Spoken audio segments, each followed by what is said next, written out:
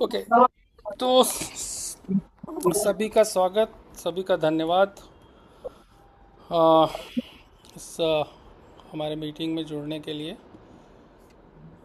Let me stop this. So lung connect India foundation के हमारी जो मंथली मीटिंग होती है, मैं उसमें आप सभी का स्वागत करता हूँ। और हर महीने की तरह फिर वही मकसद है हमारा कि हम एक ऐसे प्लेटफॉर्म पे इकट्ठा हों जहां हम न सिर्फ एक दूसरे के अनुभव से सीखें, बल्कि हमारे एक्सपर्ट्स भी आके हमको वो सब कुछ बता सकें जो हमें जानना ज़रूरी है और जो हमारे लिए एक मददगार साबित होता है और हमें अपने जो भी प्रॉब्लम्स हैं उनको डील करने का एक रास्ता मजबूत करता है। और इस लड़ाई में, सही बात में देखा जाए तो इस लड़ाई में जो इन्फॉर्मेशन है, जो जानकारी है, वही एक न यूँ कहें कि सबसे बड़ा हथियार भी है और हमारे तरफ से एकमात्र हथियार है। हम एज ए पेशेंट और केयर गिवर्स क्या कर सकते हैं, वो ये है कि हम राइट इन्फॉर्मेशन और करेक्ट इन्फॉर्मेशन को रखें और उसी दिशा में बढ़े जहाँ से ये करेक्ट इन्फॉर्मेशन मिल सकती है। आज की हमारी मीटिंग का विषय है लंग कैंसर में सर्जिकल ऑप्शंस, यानी सर्जरी के जरिए इलाज के क्या क्या रास्ते उपलब्ध हैं, उनको जाना जाए। और मैं स्वागत करता हूं डॉक्टर अरुल का, जो इस विषय पर गहराई से बात करेंगे हमारे साथ। आपके सवाल जो सर्जिकल ऑप्शन से जुड़े हैं उनके जवाब भी देंगे। सर वाराणसी, टीएमएच वाराणसी में कार्यरत हैं, पदस्थ हैं, और वो पूरी कोशिश करेंगे हमेशा की तरह, जो एक्सपर्ट आते हैं, कि आपके सवाल और न सिर्फ आपके सवालों के जवाब वो दें, बल्कि इस ऑप्शन को, इस टॉपिक को आप बहुत गहराई से ही ना सही, लेकिन एक वृहत्तर रूप से आप ऐसे जान सकें कि आप कम से कम राइट क्वेश्चंस पूछ सकें उससे रिलेटेड, कि एक राइट इन्फॉर्मेशन एक एक्सपर्ट्स की तरफ से आ रही है तो मुझे क्या पूछना चाहिए। आप लोगों से अनुरोध है कि आप लोग अपने माइक म्यूट पर रखें जब तक सर बोल रहे हैं, और अपने सवालों को चैट बॉक्स में लिखें जो सर से, डॉक्टर साहब से आपको पूछने हैं। और फिर हमारा जिस तरह से पैटर्न होता है, उसके बाद सर जब अपना प्रेजेंटेशन ख़त्म करेंगे, आपके सवालों का जवाब दे चुके होंगे, तो उसके बाद हमेशा की तरह एक एक्सपर्ट डॉक्टर हमें, दूसरे डॉक्टर हमें ज्वाइन करेंगे जो आपके रूटीन सवालों के जवाब देते हैं। तो थोड़ा लेट हम हो ही चुके हैं, तो ज़्यादा टाइम नहीं लेता हूँ। So welcome doctor Arul, please आप माइक पर आ सकते हैं। Good evening, good evening. मैं वो I will try to share the screen और पीपीटी। सर मैं आपको ना, वन सेक, डॉक्टर अरुल को होस्ट, या क्या स्क्रीन शेयर हो रही है अभी? हाँ जी, हाँ जी। ठीक है, fine. I try to take the PPT now.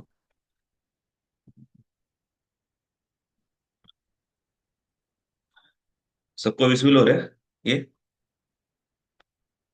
या है, यस। विजिबल है। या फाइन, ठीक है। ओ, गुड इवनिंग टू एवरीवन। ओ, सबको स्वागत है। आज का टॉपिक है वो एटीथ सपोर्ट ग्रुप मीटिंग। और सर्जिकल ऑप्शन, क्या क्या सर्जिकल ऑप्शन होने वाले, lung cancer is a general term. उसमें क्या क्या सर्जिकल ऑप्शन हो सकते हैं, व्हाट आर द अप्रोचेस हो सकते हैं, जस्ट ब्रीफली वो डिस्कस कर सकते हैं, करेंगे हम।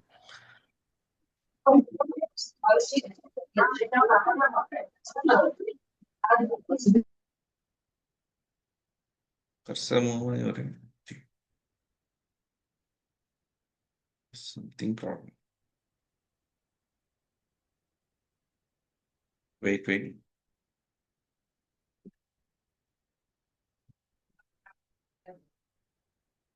विजिबल हो रहे हैं ये?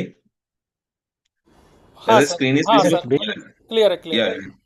सो पहले से, व्हाट इज लंग? लंग मतलब वो क्या है, कितना लंग है हमारे पास? दो लंग होते हैं, राइट साइड और लेफ्ट साइड होते हैं, ठीक है। राइट साइड में देख सकते हैं आपको तीन तीन कलर कलर है ना, वो एक एक सेगमेंट होता है। इधर से वो आपको श्वास का नली जाते हैं ना, वो एक एक एक तरफ से वो डिवाइड होके जाते हैं एम्ब्रोलॉजिकली, वो बचपन से ऐसे एम्ब्रोलॉजी डिवाइड करके जाते हैं। ऐसे राइट साइड में ऐसे होते हैं, लेफ्ट साइड में ऐसे होते हैं। राइट साइड में आपको 10 सेगमेंट मिलते हैं, हम लोग बोलते हैं 10 डिवीजन बोलते हैं। लेफ्ट साइड में आपको 9 सेगमेंट्स और 9 डिवीजन मिल जाएगा। ठीक है, this is a normal lung, ऐसे होते हैं।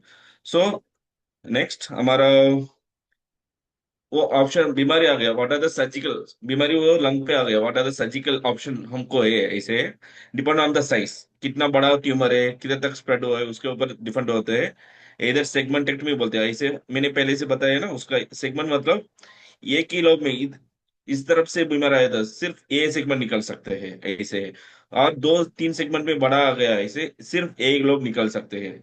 सो ऐसे है, सेगमेंटेक्टमी बोलते हैं हम लोग। सपोज बीमारी आ गया, उसका पूरा 2 लोग को चला जाए तो वो लोबोक्टमी बोलते हैं। दैट मीन्स वो पर्टिकुलर लोब, अपर अपर लोब होते हैं, लोअर लोब होते हैं, अपर लोब निकल सकते हैं। नहीं है हमको पूरा एक साइड पूरा पड़ा हुआ है, आप ऊपर ही आ गया, नीचे एक और दो आ गया, और बीच में आपको डिवीजन दिख रहे हैं ना इसे। Whether my cursor is visible to you, cursor? या या विजिबल। सो या इसमें बीच में बीमारी आया था, दोनों निकलने की जरूरत है, और बीमारी इधर आ गया, एकदम मेन स्टेम पे आ गया, उसमें आ गया तो दोनों एक साइड पूरा निकलने की जरूरत है, उसका नाम बोलते हैं हम निमोनेक्टमी बोलते हैं। ठीक है। सो नेक्स्ट वो 3-4 टाइप होते हैं।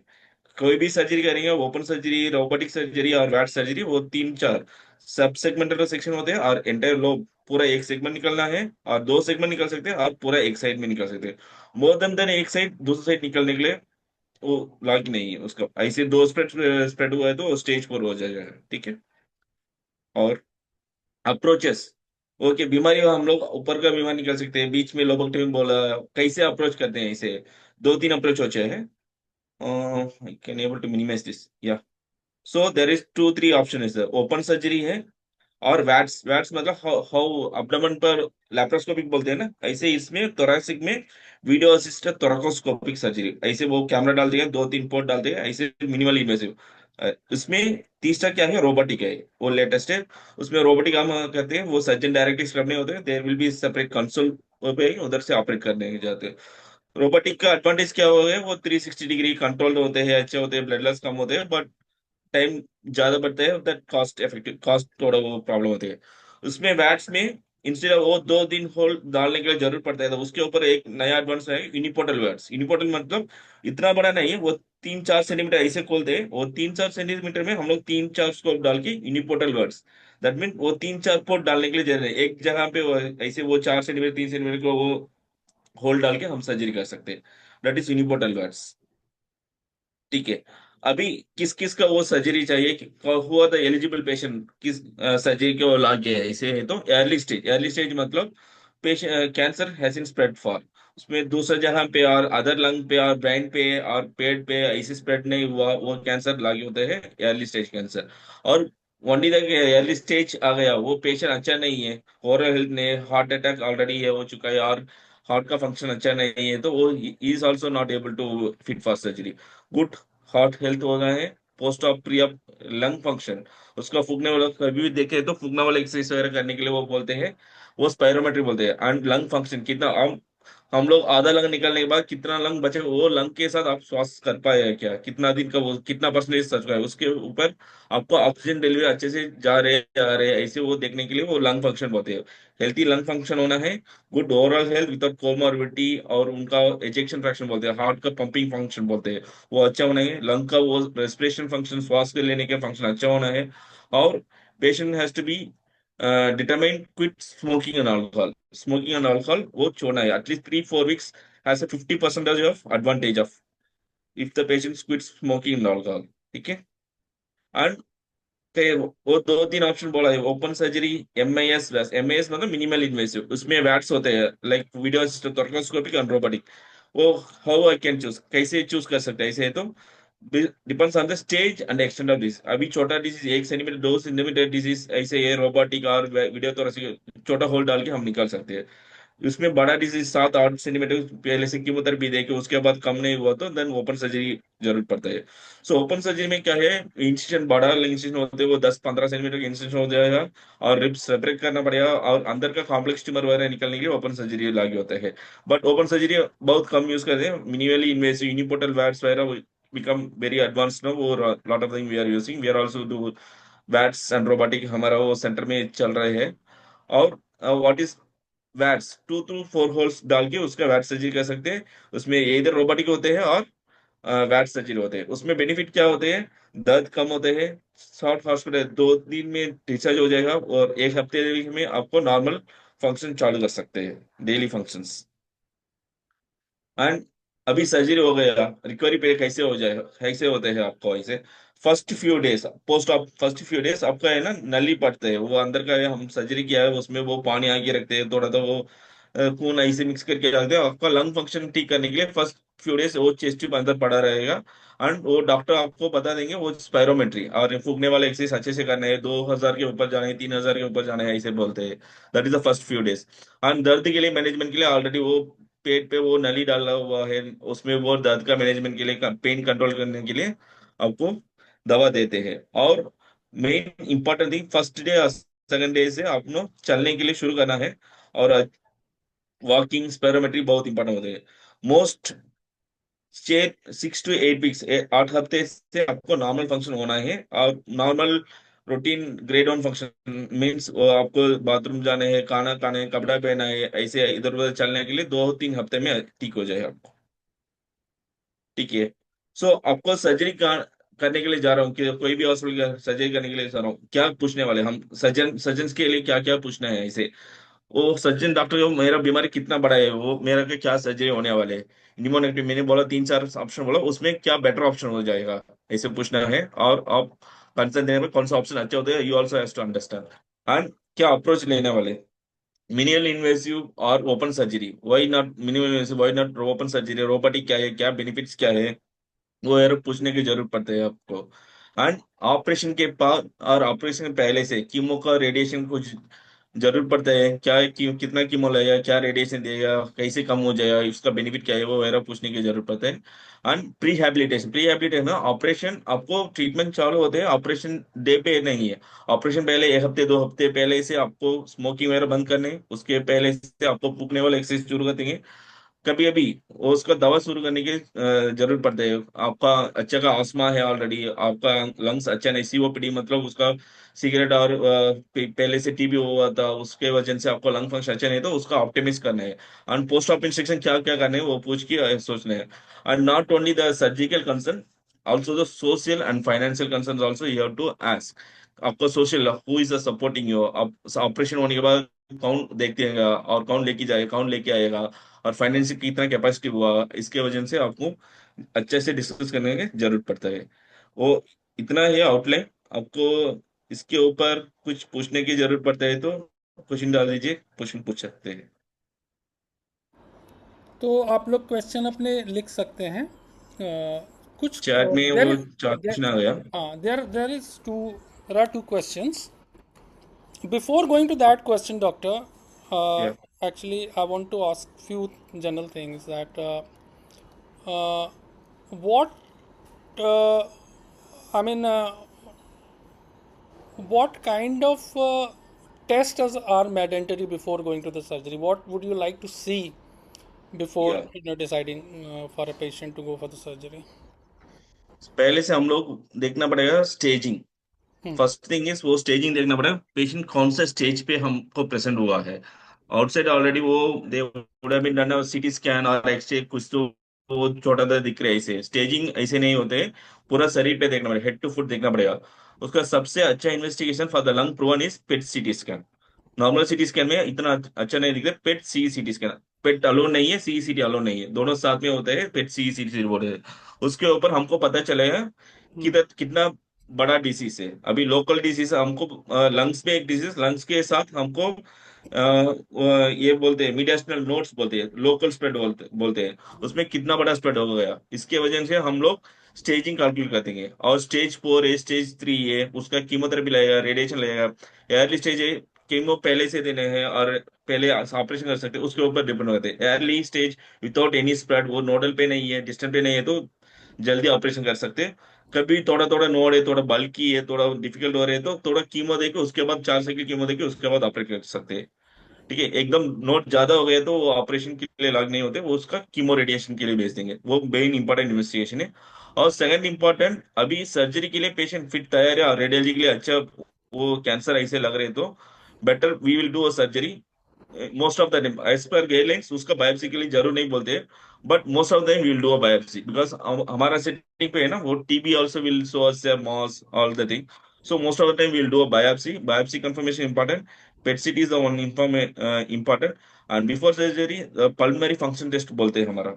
पल्मोनरी फंक्शन में आपको फूकने वाले एक्सरसाइज करके कितना लंग आपको कंट्रीब्यूट करेंगे, आपको लंग सपोज मान लीजिए आपको फूकने वाले एक्सरसाइज FEU1 बोलते हैं, कोई भी वो फूकने वाले टेस्ट किया तो उसमें 70% है। उसके बाद हम लोग 3 लोब निकल रहे, वो 3 लोब निकलने के बाद आपको कितना परसेंटेज ऑक्सीजन कैपेसिटी एक्सचेंज करने के लिए लंग बचा होता है, वो वगैरह देखते हैं। एंड हार्ट का एको देखते हैं। ये वगैरह करने के बाद और अच्छे से आपका फंक्शन होने के बाद हम सर्जरी के लिए जाते हैं। Not only the staging, not only the biopsy is decide your surgery, your functional status and option from smoking and God decides the surgery. There is one more question coming on the chat. Is it good to do surgery in advanced stage of lung cancer? नहीं, good to नहीं, is protocol wise he is a candidate for surgery. Advance मतलब 2 3, advance is single single term है। Advance में हम लोग बोलते हैं उसको लंग्स, मैक्सिमम हम जा सकते हैं निमोनेक्टमी। निमोनेक्टमी मतलब एक लंग तक निकल सकते हैं।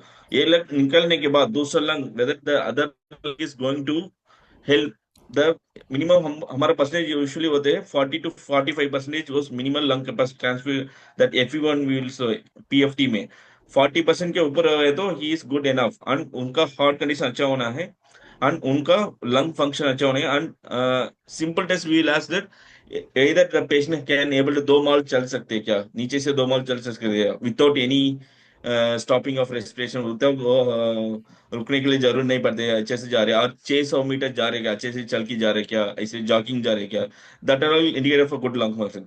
फंक्शन अच्छा है एंड पेशेंट अर्ली, अर्ली मतलब इस लोकली एडवांस में 2 होते हैं नोडल स्टेज में, early nodal stage, late nodal stage.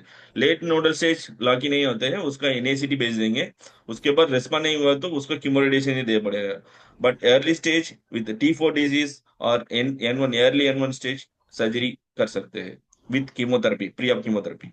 Okay, sir, another question, नाम नहीं लिखा है उन्होंने. He is asking, I am ALK positive, मेरा सर्जरी क्यों नहीं हो सकता है?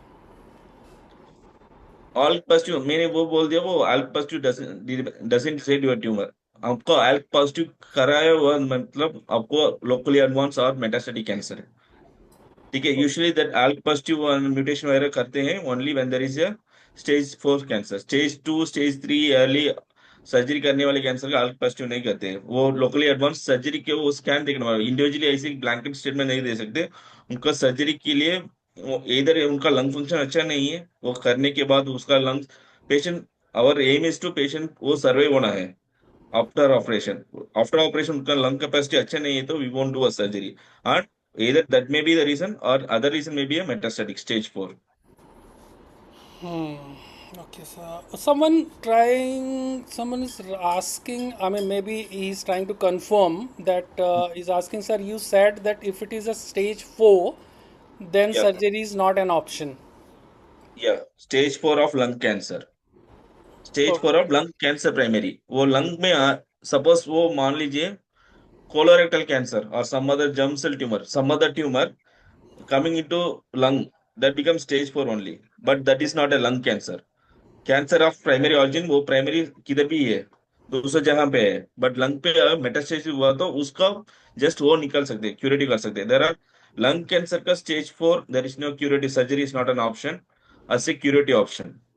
ठीक है, दूसरा जगह पे कोलोरेक्टम पे है और जर्म सेल ट्यूमर बोलते हैं, ऐसे वो बच्चों के लिए आते हैं, वो 20 25 ईयर्स बच्चों के लिए आते हैं जर्म सेल ट्यूमर, उसका लंग पे थोड़ा गया तो थोड़ा सा सेगमेंटेमी और मेटासेक्टमी बोलते हैं हम लोग, उसका लंग कैंसर सर्जरी नहीं बोलते, मेटासेक्टमी बोलते हैं। वो वगैरह कर सकते हैं। For lung cancer, lung primary tumour lung से ऑरिजिन हो रहे हैं ना, उसका स्टेज 4 में surgery is not an option. Okay, एक क्वेश्चन और है सर, अगर मैं पूछना चाहूँ कि if patient has other health issues like diabetes और हाई ब्लड प्रेशर और as you said smoking, Mm-hmm. can they still undergo surgery with the Sure, sure. pre-existing Sure. disease? Control diabetes, control hypertension, and abstinence from smoking. Two to 4 weeks of abstinence from smoking, they can undergo surgery. That is not a contraindication. Contraindication होते हैं lung function अच्छा नहीं हो, function most of the patient हमारा patient में होते हैं that cancer is associated with the COPD. COPD में पल्मोनरी ऑब्स्ट्रक्टिव डिसीज बोलते हैं। ऑलरेडी लंग खराब है, ऑलरेडी उनका ऑलरेडी है फंक्शन इटसेल्फ 50% ओनली, उसका ऑक्सीजन 50% ऑलरेडी खराब हो चुका है अपार्ट फ्रॉम कैंसर। उसके ऊपर हम सर्जरी करके निकल जाए तो वो बचते हैं ओनली 20-25%। उसके वजह से ऑक्सीजन एक्सचेंज नहीं हो जाएगा उसका। So that patient is not fit for surgery. And heart का एजेक्शन फ्रैक्शन बोलते हैं, हार्ट का पंपिंग कैपेसिटी में you need to have a 40-50% of ejection fraction heart ka. If it is 20-25%, even that patient is not fit for even chemotherapy also, surgically. So diabetes, hypertension, long chronic disease is not a contraindication. Only the contraindication is lung capacity, heart capacity, and functional status of the patient. Okay, मैं patients और जो भी हमारे meeting में जो लोग उपस्थित हैं उनको मैं बता दूं कि हम क्वेश्चन सबके लेंगे। Right now I am taking only questions related to the surgery, मतलब जो सर्जरी से कनेक्टेड हैं सवाल मैं वही ले रहा हूँ, इसलिए मैं स्किप कर रहा हूँ। तो आपको ऐसा ना लगे कि मैंने छोड़ दिया है आपका, वैसे नहीं है, हम सबका लेंगे क्वेश्चन। तो Suchismita, you have any question? Yes, sir. Do you have any question सुचि?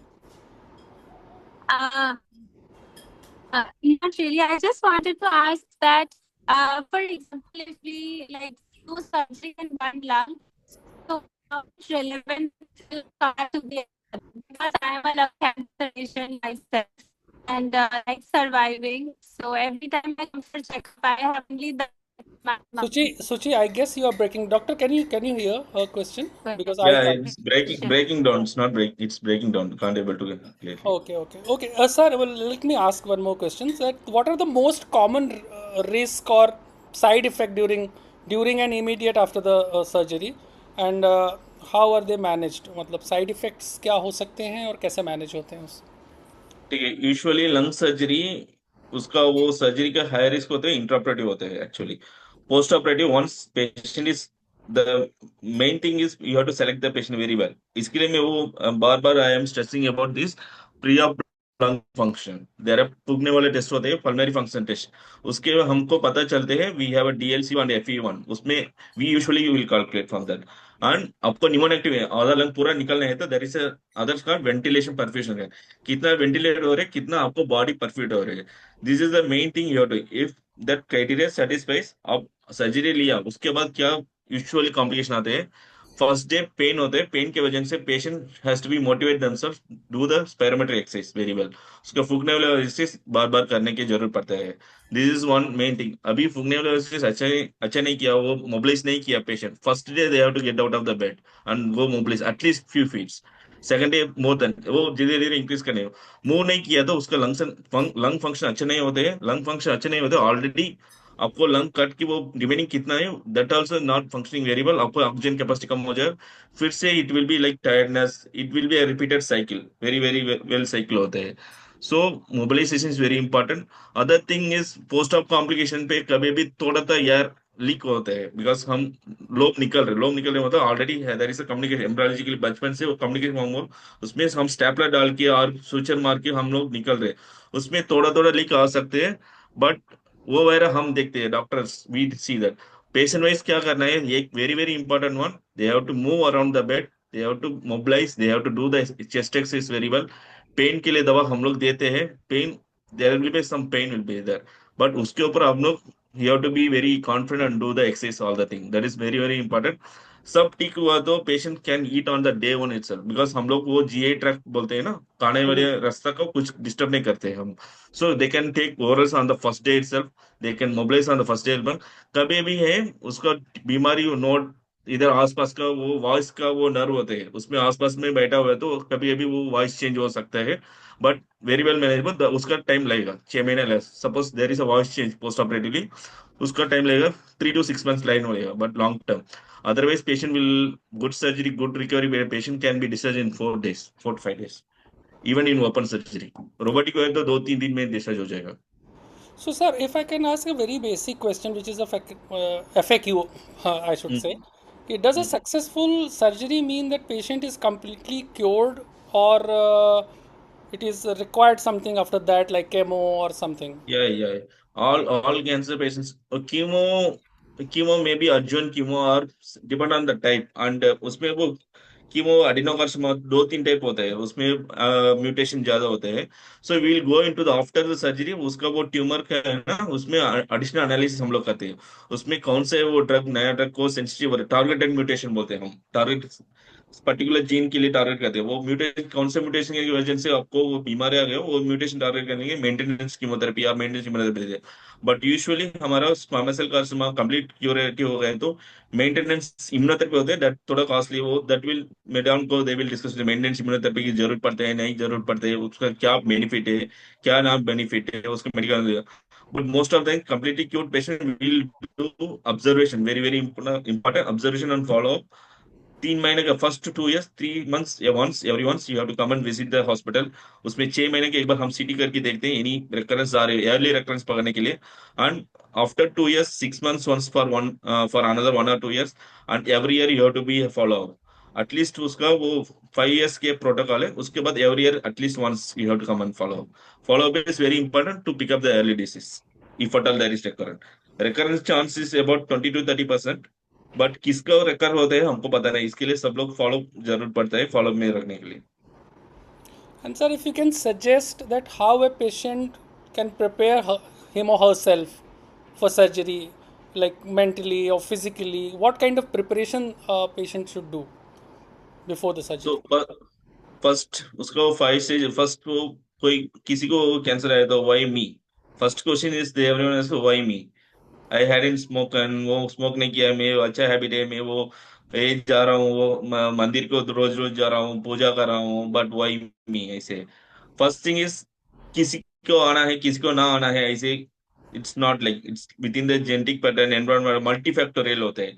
इसमें सपोज हम एक रोड में एक्सीडेंट हो रहा है, इधर opposite party is doing the mistake or the imminent party is doing the mistake, but cancer ऐसे नहीं, it is a multifactorial होता है। So just first thing, there will be a period of denial will be there, but first you have to accept and come over that period, how we are going to fight this cancer, we got this of how we are going to fight this cancer। one more thing, वो lot of people है ना, उसका once cancer आए तो I have seen here lot more than 50-70%, they are going for Ayurvedic और homeopathic some other treatment। कोई भी first visit हमारे पास आ रहे हैं, उसके बाद हम एडवाइस किया है, उसके बाद होम्योपैथी आयुर्वेदिक, वो कितना बेनिफिट हो रहे हो, I am not going to comment on that. But still patient is coming turning up towards almost 100%, 90 to 100% turning up towards us very advanced stage, where curable stage पे वो छोड़ के advanced stage जा रहे हैं।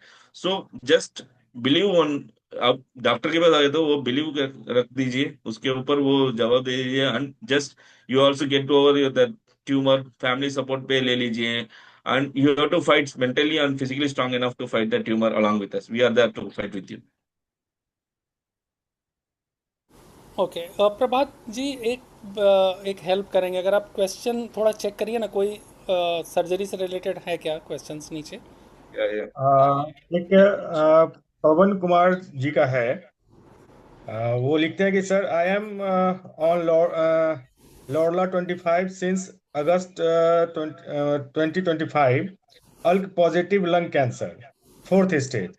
माई CT scan report said tumor are stable. क्या मेरा tumor surgery हो सकता है? Currently Tata patients Mumbai.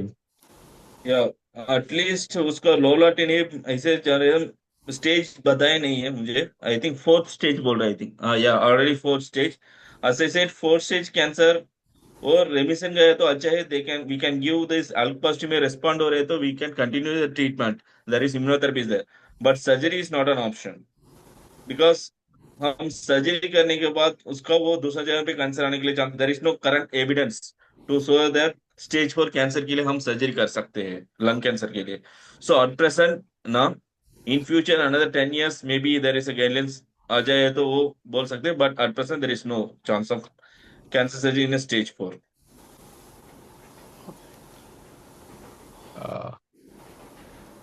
Sir, एक हरी जी का है, उसमें वो उन्होंने लिखा है कि हम stage 4 lung cancer EGFR mutation 19 कब कह सकते हैं कि क्योर हो सकता है? अच्छा, वो तो स्टेज 4 मैंने बोल दिया नो। ईजीएफआर सब सब लोग मान लीजिए, व्हेन देयर इज ईजीएफआर आल कार लोनट इम्यूनोथेरेपी, कुछ तो एडवांस थेरेपी चल रहे हैं, that will be started only at the stage 4 cancer. Stage 4 once आने के बाद in lung cancer stage 4 surgery के लिए it's not under any guidelines, international guidelines और इंडियन गाइडलाइंस। और कोई भी ऐसे सर्जरी करे तो that is not a correct way of treatment at present of what are the international guidelines. So I won't suggest any stage 4 cancer for surgical intervention. Even there is a M3 nodal stage is also not for surgery intervention. Definitely CTRT is the thing. But in the stage 4, chemotherapy, immunotherapy, multiple models of chemotherapy, immunotherapy, the lung see a patient with the immunotherapy and chemotherapy, they very well respond and survive. They we हम लोग बोलते हैं रेमिसेंस period. रेमिसेंस मतलब cancer रुक रहे हैं और just come हो रहे हैं, but there is a cancers in the body. So अब सर्जरी करने के बाद उसको पहले से वो उनका actually pneumonectomy with opposite upper lobotomy होना है उसका। वो उतना बड़ा सर्जरी करके उसका लंग फंक्शन कम करने के लिए वो वी आर नॉट देयर, वो मॉर्बिडिटी ज्यादा हो जाएगा without any survival benefit. Okay Sir, one more last question before you go, that you have already explained, but I want you to explain this again for our listeners and viewers. That how do how a doctor will decide that whether you want to remove a small piece of lung or the entire lung? वो procedure क्या है? वो decision क्या है कि आप how you will take this decision that small part or the that entire lung? whatever the first thing I told is like segmentectomy and sublobar resection. That is very rarely, matlab very rarely done in India, because not because of surgeons we can't able to do, ऐसे इसके लिए नहीं है, because this is international guideline, whatever मैंने बोला international guideline, that is in the China, they do lot of China segment, because China has a screening program। सब लोग इतना 40 or 50 or 50 years के बाद, और there are some criteria, there everyone has to undergo the CT scan screening program होता है, उसमें they have to pick up that 8 mm 1 centimeter nodules, they will pick it up. So उसका segmentectomy वगैरह करते हैं, but whatever the tumor, it is 99 98 95% it is tumor minimum of 2 to 3 centimeter or more than 3 4 centimeter। वो time पे it will always include more than one segments।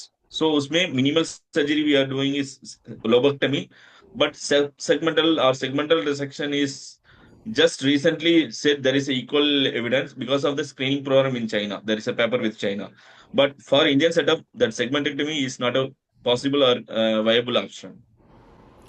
Thank you so much, Dr. Arul, and Yeah. many thanks that you tried and explained thing in our language, although it's Yeah, not your yeah, first language. But I yeah, would really appreciate that you tried your best and yeah. हमको समझ में भी आया. That's not an issue. And Sorry anyway, about any wrong interpretation or other things. and I anyway, am just I this tried my yeah, yeah. this video will go on YouTube, and patients and caregiver can go again and again, and we will try and do the subtitling also for that Sure, thing. sure. If something is we see that it's not coming the way you want it to Yeah, come. yeah. So thank you so much, thank you so much, और हम आपको आगे फिर कभी परेशान करेंगे to come and give your Sure, response. sure, So, thank you so much, sir. sure, Thank sure, you. sure, sure. Thank you, thank you. Doctor Amit join कर गए ना प्रभात जी? हाँ, डॉक्टर हाँ अमित आ गए हाँ, हैं। I can see. So Prabhat ji, can you take the questions? आप ले हाँ, सकते हैं क्वेश्चन? हाँ, क्यों नहीं। अभी शुरू से ही ले लीजिए, क्योंकि उसमें हमने स्किप किया था, सर्जरी वाले स्किप करते जाइएगा और सर से ले हाँ, लीजिए। गुड इवनिंग डॉक्टर अमित, और आपका स्वागत है इस आज के इस सपोर्ट ग्रुप मीटिंग में। और आज का सर एक नीरज हैं हमारी मीटिंग में, उन्होंने एक लिखा है कि my grandmother has done one cycle of chemotherapy after 1 week, blood test report TCL near by 1.7 and swelling in foot, what I can do, I am far away from Tata hospital Mumbai. अगर blood count बहुत drop हो गया, 1.7 शायद थोड़ा ज्यादा कम हो रहा है, तो उस कंडीशन में बेटर है कि GCSF का एक इंजेक्शन आप लगवा लीजिए। ग्राफेल का इंजेक्शन 300 माइक्रोग्राम एक सिंगल शॉट लगा लीजिए, और 2 दिन के बाद एक रिपीट CBC करके देख लीजिए, उतना काफी या रहेगा। डॉक्टर अमित, ऑलरेडी मैंने 2 डोज लगवा चुके हैं। तो ये ब्लड रिपोर्ट आपका कब का है? ये उसके मेरा बाद है? ये ब्लड रिपोर्ट मेरा 4 दिन पुराना है, और तो उसके मैंने बाद 2 नियरेस्ट, इंजेक्शन लग चुका है ना? हाँ, हाँ, नियरेस्ट जो ऑन्कोलॉजिस्ट है गवर्नमेंट वाला, मैंने उनको दिखाया था, उनने इंजेक्शन लगाया 2 डोज। बट क्या हुआ है कि अब उनको एक तो पेट में खाना खा रही हैं, बट वो क्या कहते हैं, पेट साफ नहीं हो रहा है उनका, और दूसरी चीज उनके पैरों में, फेस और फुट्स में स्वेलिंग आ गई है। तो बाकी रिपोर्ट्स में फिर देखना होगा स्वेलिंग क्यों हो और रही है। दूसरी चीज और बताता हूँ मैं, दूसरी रिपोर्ट, उनकी जो प्लेट्स हैं वो भी डाउन है, प्लेट्स टोटल काउंट है 62। ठीक है, उससे कोई प्रॉब्लम नहीं होगा, दैट इज ओके। एल्बुमिन कम हुआ होगा, इस कारण से पैरों में सूजन हो रहा होगा मोस्ट लाइकली। तो प्रोटीन डाइट बढ़ाना है, एक रिपीट आप CBC RFT LFT करा के फिर भेज देंगे तो वो इजी रहेगा। जहाँ भी ठीक। हाँ, बॉम्बे भी आप भेज सकते हो, मेल कर दीजिए, वो आपको फिर से रिप्लाई कर देंगे, या आप यहाँ भी कांटेक्ट कर तो सकते आप हैं, कोई मुझे, इशू। या नीरज आप, या नीरज जी तो मुझे प्लीज कोई सब। एक मिनट, आप मेरी बात सुन लीजिए। डॉक्टर साहब ने ये कह दिया, और हमने किसी को भी हम माफी चाहते हैं कि बीच मीटिंग में हम किसी को माइक ऑन करके सवाल पूछने की इजाजत नहीं दे पाते हैं, क्योंकि बहुत सारे हमारे पेशेंट्स होते हैं। तो डॉक्टर साहब ने जो आपको सजेस्ट किया है, तो उस पे काम किया जाए। हम आगे और प्लीज आप अपना ये म्यूट कर लेंगे। सर, नेक्स्ट क्वेश्चन है विशाल जी का। हेलो। हाँ हाँ, ठीक है। विशाल का क्वेश्चन तो मुझे दिख रहा है, was diagnosed with this positive this Feb on lorlatinib and doing PET scan next week. My first PET scan showed cancer in left lung upper side and a few small nodules on lower side of the same lung. If the main nodules have shrunk, is it advisable to do a surgery? Left side, upper side, and few small nodules on the lower side of the same lung. Very good option or not? Vishal ji, depend करता है, आपका जो disease है बहुत ही ये भले एक ही lung में था, मल्टीपल साइड से लंग में, अगर बहुत अच्छा भी रिस्पॉन्स आता है तो भी अभी आपका सेम ट्रीटमेंट कंटिन्यू रहेगा। अगर ये रिस्पॉन्स मेंटेन रहता है अगले 3 महीने के बाद दोबारा स्कैन में, और अगर उसके बाद कुछ भी रेसिडुअल रह जाता है तो फिर कोई भी लोकल थेरेपी के लिए फिर सोचा जाएगा। अदरवाइज लॉर्लाटिनिब भी बहुत अच्छा भी आपका काम कर रहा है, सजेस्ट कि आप लॉर्लाटिनिब पे ही कंटिन्यू रखिए। सर्जरी क्योंकि मल्टीपल साइट्स हैं एक लंग में, तो it will be difficult thing still. Next question. Next वो सर्जरी के लिए ही था, पवन कुमार जी का है, तो उसको एक्सेप्ट, वो तो बता ही दिए उनको।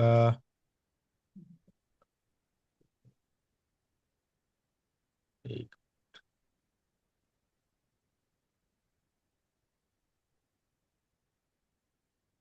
CM मोहंता जी का है। My patient name is Chandra Mohanta, KSID 11 ऐप 2025/016747, diagnosed with metastatic adenoca lung, liver, bone, brain, adrenal, NGS from tumor tissue, ROS1 gene, last year on June 2025.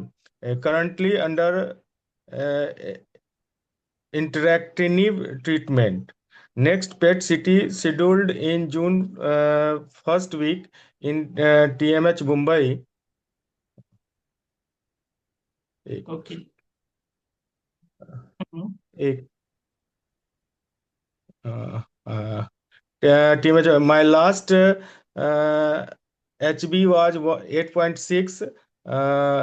Sometimes my BP drop significantly.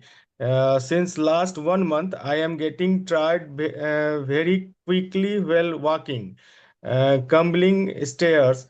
Leg strength seems to be reduced significantly. Sometimes when climbing stairs, my legs and body kind of vibrate and almost fainted.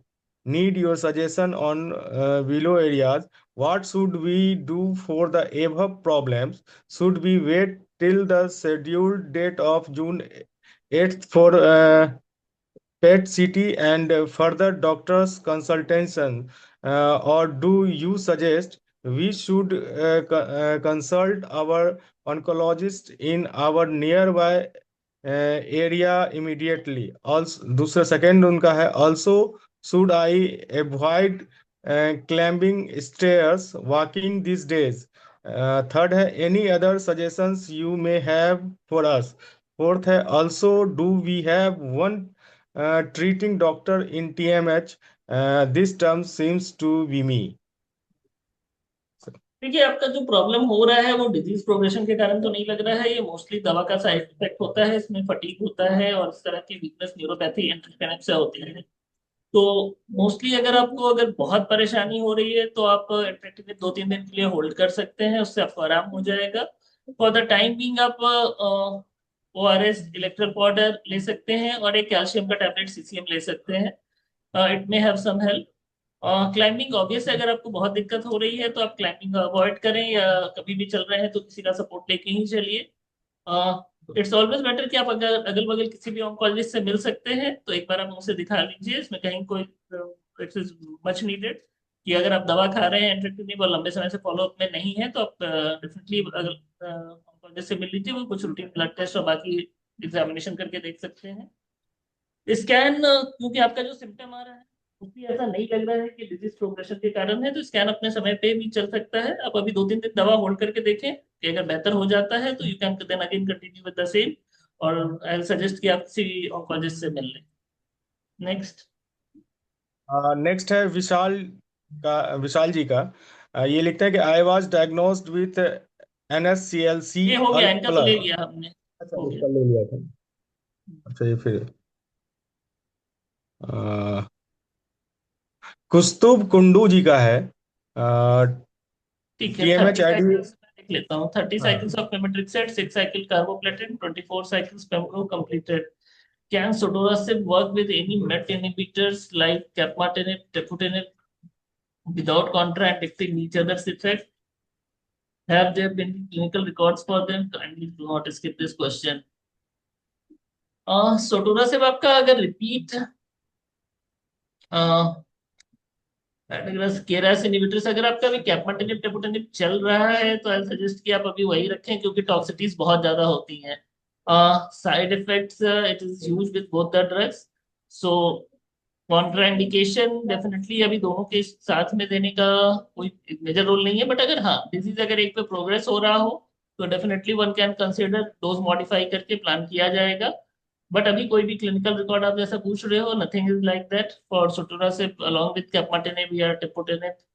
कोई clinical significant studies नहीं है, जो भी है मतलब trial basis पे ही रहेगा। सो अगर आपका डिजीज इनिशियली सब पे प्रोग्रेस होगा तो definitely one can think of, but right now अभी एक ही दवा चलेंगे बेटर रहेगा। फिर प्रदीप भगत का क्वेश्चन है प्लस लॉर्ला 50 अल्टरनेट डोसेटैक्सेल। लॉर्ला टेनिप स्टॉप कर दिया गया है, मेडिसिन बंद होने से ब्रेन मेट्स इंक्रीज होगा क्या सर? नहीं, ऐसा नहीं है। अब क्योंकि लॉर्ला टेनिप पे डिजीज प्रोग्रेस हो रहा है तो इसलिए स्टॉप किया गया है। सो इट में लेटर कि आपका होल ब्रेन रेडिएशन भी दिया जा चुका है, तो जो बेस्ट ट्रीटमेंट ऑप्शन है कि ठीक है अगर डिजीज प्रोग्रेस हो गया है लॉर्ला टेनिप पे तो कीमोथेरेपी कंटिन्यू किया जाए, that is the standard care. इसके अलावा और तो कोई क्वेश्चंस नहीं है। एक अनन्या देव का है। वो लिखते हैं sir can the osimertinib Tagrisso 80 mg cause breathing difficulties? पूछ रहे हैं क्या उससे क्या ब्रीथिंग डिफिकल्टीज आ सकती? नहीं अनन्या जी, जनरली ऑसिमेटिनिब से ऐसा कोई ब्रीदिंग डिफिकल्टी नहीं होता है। बहुत रेयर कंडीशन में इंटरस्टिशियल लंग डिजीज होता है, बट कॉमनली नहीं है। पहले रूल आउट करना होगा कि कहीं डिजीज तो प्रोग्रेस नहीं हो रहा है या कोई रिकरेंट कोई वायरल इन्फेक्शन या ऐसा कुछ हुआ है या नहीं। अगर ब्रीथिंग डिफिकल्टी बहुत ज्यादा है तो बेटर है कि एक सीटी स्कैन करके देखा जाए और साथ में एक हार्ट का ईसीजी को, इससे रूल आउट हो जाएगा कि ब्रीथिंग डिफिकल्टी का क्या मेजर कॉज है। ऑसिमेटनिब रेयरली, हम कहते हैं बहुत रेयर होता है कि ये इंटरस्टिशियल लंग डिजीज करा के ब्रीथिंग डिफिकल्टी करे, अदरवाइज ऐसे ऐसा कोई प्रॉब्लम नहीं होता। जी सर, लास्ट ठीक। था बस, आज इतना ही था सर। एक मिनट, एक देवाशीष जी ने क्वेश्चन डाला है कि my father was diagnosed with metastatic lung cancer in December 24, done 3 cycles of chemo carboplatin radiation on upper thigh region, given 1 dose of Keytruda, since then on osimertinib. Okay. Almost okay, 1 year. 2 PET CT, cancer shrinking on lung but not in femur and ulnar region. Pain on bony parts of the body. What to do next, sir? I think सो कि अगर tumour हर जगह shrink हो रहा है आपका और thighs में नहीं हो रहा है और रेडिएशन भी थाई में हो चुका है, बट अगर वो प्रोग्रेस नहीं हो रहा है तो इससे कोई फर्क नहीं पड़ता है। अगर स्टेबल बना हुआ है तो दैट इज ओके, और सिमेंटिक कुछ साल में कंटिन्यू रहेगा। इन केस अगर प्रोग्रेशन है, बीमारी बढ़ रही है, तो इधर कीमोथेरेपी और एमिवेंटेनिब कैन बी एडेड, और फिर उस कंडीशन में बेटर रहेगा कि बायोप्सी एक रिपीट किया जाए और फिर देखा जाए कि क्या चेंजेस हो रहे हैं। बट अगर स्टेबल भी है तो दैट इज गुड इनफ, उसमें कुछ भी करने की जरूरत नहीं होती है। रोहित ने पूछा है, I am taking electronic from December 21, how many years I need to continue the same. Rohit ji, जब तक आपकी दवा अच्छी काम कर रही है और कोई भी साइड इफेक्ट नहीं हो रहा है और आपकी बीमारी कंट्रोल्ड है, इट्स बेटर कि आपकी दवा भी कंटिन्यू रहे। स्टॉप करने का एग्जैक्टली कोई डेटा नहीं है, बट अगर साइड इफेक्ट्स या कोई प्रॉब्लम हो रही होगी तो उस कंडीशन में डेफिनेटली स्टॉप किया जाएगा। और इट्स ओके कि ये दवा अच्छा टॉलरेट होता है, मिनिमम साइड इफेक्ट्स होते हैं, तो बेटर है कि आप इसको कंटिन्यू अभी रखेंगे। ठीक है Prabhat ji, I think so sir, question है। हम थैंक यू। आज के लिए इतना ही था। और एक बार फिर से सर, हम सभी की तरफ से आपका धन्यवाद और आभार व्यक्त करते हैं कि आप अपने कीमती समय निकाल के हम लोगों के लिए लेके आते हैं, और जितने भी हमारे सवाल होते हैं वो सबका जवाब आप इतने आसानी से, मतलब इतने आसान तरीकों से आप हमें देते हैं कि फिर जो भी हमारी समस्या है वो उसका निदान हो जाता है। तो एक बार फिर से सभी की तरफ से सभी डॉक्टर्स का शुक्रिया अदा करते हुए, आज जैसे कि मीटिंग का एक रूल एंड रेगुलेशन है, जो कि हम लोग बीच में माइक ऑन करके किसी को भी बोलने की इजाज़त नहीं देते हैं, क्योंकि डॉक्टर्स के पास समय बहुत कम होता है। उसी कीमती समय में से निकाल के वो हमारे पास आते हैं और हमें ये देते हैं। और जब हम एक ही इसमें उलझे रह जाएंगे, सबको माइक देते रहेंगे, तो फिर वो उतना समय उनके पास नहीं है कि वो दे पाएंगे। तो इसलिए आगे मीटिंग से इस चीज़ का हमेशा हम लोग ख्याल रखें कि अपनी अपनी माइक को हम लोग म्यूट ही रखें, और जब अगर जरूरत पड़ेगी तो डॉक्टर्स खुद अपने से वो पूछ लेते हैं, वो माइक ऑन करने के लिए उनको बोलते हैं। तो इसलिए आप अगले मीटिंग से इस चीज़ का बहुत ही ख्याल रखिएगा। आज के मीटिंग में अभी जैसे कि अशोक जी हमारे साथ जुड़े हुए हैं, और हम आपसे सभी से माफ़ी भी चाहेंगे कि कुछ काम ऐसे होते हैं कि समय का पता ही नहीं चलता है। तो मैं आज कुछ लिख रहा था इसी कैंसर पे ही, कैंसर के बीमारी के लिए ही बिहार सरकार से हम लोग क्या, क्योंकि कल का जो मीटिंग था हम लोग का इस पे, मतलब क्लिनिकल ट्रायल पर, तो उसमें कुछ डॉक्टर्स के द्वारा कुछ शब्द, मतलब निकाल दिए गए हमको, मतलब मेरे वो हिट किया कि हम सरकार से इस चीज़ पे बात करें। जैसे कि अंबर जी, वो था कि एक डाटा हम लोग एक बने, जिससे कि एक व्हाट्सएप ग्रुप या कुछ उस तरह का ग्रुप बने कि कहाँ कहाँ चलता है वो सबके चला जाए। तो वो अगर सरकार के स्तर पे होती है तो वो, क्योंकि अभी तक केंद्र सरकार भी और बहुत सारे ऐसे राज्य सरकार हैं जो कि उसको नोटिफाइड इस डिजिट को नहीं किए हैं, जो कि अभी तक उनके पास एग्जैक्ट आंकड़ा ही नहीं है कि कितने पेशेंट्स हैं हमारे यहाँ, जिसके लिए वो एक अच्छा कोई प्रोग्राम वो सोच सके। तो इसी पे आज हम कुछ लिख रहे थे तो समय का पता ही नहीं चला, इसलिए हम 10 मिनट जो है वो हम मेरे से लेट हो गया, वो तो सूची का मैसेज आया तो फिर हम करे मीटिंग। और थैंक्स टू अंबर जी कि आपने आगे इस चीज को बढ़ाया। तो अभी हमारे पास हमारे साथ अशोक जी हैं, तो कुछ समय है तो हम अशोक जी से चाहेंगे या फिर कोई भी इसमें अभी जो भी हैं इसमें जो कि अपनी जर्नी हमसे शेयर करना चाहते हैं, तो कोई भी व्यक्ति जो करना चाहेंगे तो वो अपने माइक को अनम्यूट करके वो हमारे पास रख सकते हैं, हमारी बातों को, अपनी बातों को, अपने जर्नी को, किस तरह से हम लोग इस जर्नी में एक साथ एक कदम से कदम मिला के साथ चल रहे हैं, इस पे अपनी बात को रख सकते हैं। अदरवाइज फिर अशोक जी हैं, अशोक जी मतलब पूरे अनुभवी। एक जानकारी मैं दे दूं बीच में कि हम एक वीडियो आज या कल, आई डोंट नो, सुचिस्मिता बेरा, हमने वो क्लिनिकल ट्रायल वाला वीडियो अपलोड किया है क्या, जो रिजवान जी का? खैर नहीं भी किया होगा तो हम एक क्लिनिकल ट्रायल पर हमने एक वीडियो बनाया है कि कैसे आप उसकी जानकारी ले सकते हैं। लिहाजा एक तो कल हमने वेबिनार किया, वो यूट्यूब पर है, कल ही किया है हमने क्लिनिकल ट्रायल डे पे। तो क्लिनिकल ट्रायल को समझने के लिए, उसके अंदरूनी हिस्सों को भी समझने के लिए आप उस वीडियो को कल जो हमने डाला है उसको ज़रूर देखें आप। उसमें डॉक्टर अखिल हैं, डॉक्टर मिनित हैं और हमारे पेशेंट और केयर गिवर हैं, जिन्होंने जो उससे गुजरे हैं उन्होंने उसको पूरी अच्छे तरीके से एक्सप्लेन किया है, जो आपके लिए काफ़ी इंफॉर्मेटिव हो सकता है। एक फिर वो क्लिनिकल ट्रायल को हमने कैसे, कहाँ कहाँ क्लिनिकल ट्रायल हो रहे हैं, किस किस इस पे टॉपिक पे, डिसीज़ पे, तो उसको हमने कंपाइल किया है अपने वेबसाइट में lungconnectindia.org पे। तो उसको कैसे आपको सर्च करना है, कैसे आपको उस फाइल तक पहुंचना है, क्या देखना है, कैसे देखना है, उसके लिए भी हमने एक वीडियो बनाया है कल ही। तो वो हम अपलोड करेंगे आज, या अभी टाइम हो रहा है तो शायद हम कर भी देंगे आज, नहीं तो जब भी हम अपलोड करते हैं हम सोशल मीडिया पे तो डालेंगे, व्हाट्सएप ग्रुप पे डालेंगे।